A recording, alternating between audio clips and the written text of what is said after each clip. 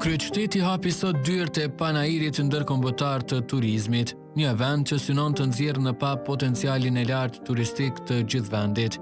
Kjo ngjarje u mbajt sot në ambientet e Prishtina Mall, duke shënuar kështu edicionin e 4 të saj.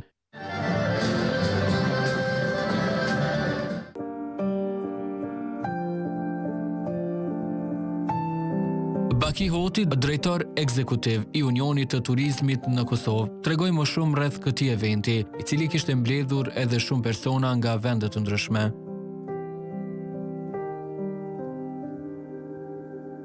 Me të vërtetë është nder për mua që sot bashkarisht kemi arritur që të jemi deri tek ky hap shumë i rëndësishëm, i cili është hapja e panairit ndërkombëtar turizmit Kosova 2025 dhe arritëm deri te edicioni 4 të këtij panairi. Ju them të drejtën, filluam me 60 kompani në vitin e parë para 4 vitesh, ndërsa sot kemi mbi 340 kompani nga 16 shtete dhe nuk mund të themi vetëm nga Ballkani, po Evropa, por nga gjithë bota. E pranishme në këtë event ishte edhe Ministrja e Industrisë, Ndërmarrësisë dhe Tregëtisë Rozeta Hajdari. Ajo theksoi se kjo ngjarje është e rëndësishme në zhvillimin e sektorit të industrisë së turizmit. Vërtet është një kënaqësi e veçantë që të jem me ju sot këtu për të shënuar hapjen e këtij panairi të rëndësishëm të turizmit në Kosovë, një platformë që bashkon liderët e industrisë, ekspertet, aktorët dhe partnerët nga vendet e ndryshme të Kosova, për të fuqizuar sektorin e turizmit si një sektor që ka ndikim të jashtëzakonshëm në zhvillimin ekonomik, shoqëror, mjedisor dhe kulturor në vendin tonë.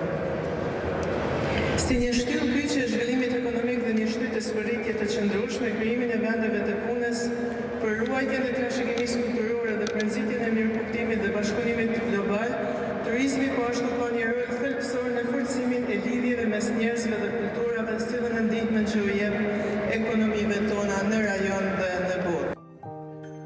Për këtë ngjarje, foli edhe i pari i kryeqytetit Parim Rama. Ai theksoi rëndësinë e turizmit si një sektor kyç për zhvillimin ekonomik dhe kulturor të qytetit. Një dritare e cila na ofron një pamje të ndritshme drejt të ardhmes të vendit tonë, drejt të ardhmes të Kosovës, si një vend i mbushur me mundësi të shumta, si një vend mikpritës, si një vend që ka vizion për të ardhmen. Në këtë ngjarje ishin mbledhur mbi 350 kompani vendore dhe ndërkombëtare të industrisë së turizmit nga e gjithë bota, që prezantonin ofertat e tyre turistike. Në mesin e tyre ishte edhe hoteli Dugagjini, të cilët vazhdojnë të ruajnë traditat e tyre të mikpritjes dhe kualitetit të lartë. Normalisht këtë panair e shohim si një mundësi shumë të mirë për zgjerim edhe për vendosje të partneriteteve të reja me partnerë të rinj, siç e dim Peja është një ndër qytetet të cila ka një kulturë, natyrë dhe gjithçka që i plotson këto standardet për zhvillimin e turizmit. Dhe ja vlen të vizitohet. Faleminderit. Pjesë e panairit ishte edhe kompania lidere e udhëtimeve Eurokoha, me ofertat më të mira të udhëtimeve për sezonin veror, paketa turistike të personalizuara dhe destinacionet më të kërkuara në botë. Eurokoha vetë se ka filluar sezonin e saj, risi janë disa destinacione dhe hotele të reja që do të kemi këtë vit.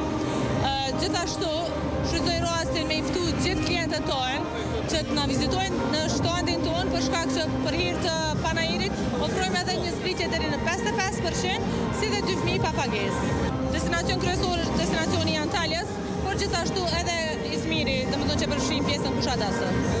Sa është e ndihmës ndoshta pjesëmarrja në panair, sa ju ndihmon juve si agjencia ndoshta që të rrisni edhe më shumë numrin e turistave dhe të interesuarve. Sa ndikon ky panair?